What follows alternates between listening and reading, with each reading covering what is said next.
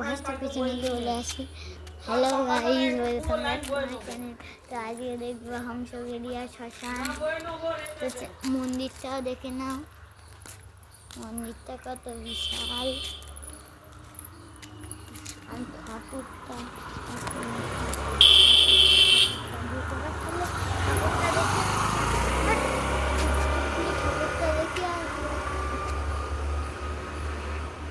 এই হচ্ছে কালী ঠাকুরের মন্দিরটা। তারপরে এই চারদিক, এইখানে জবা ঠাকুরের মানে বুঝতে পারলাম না।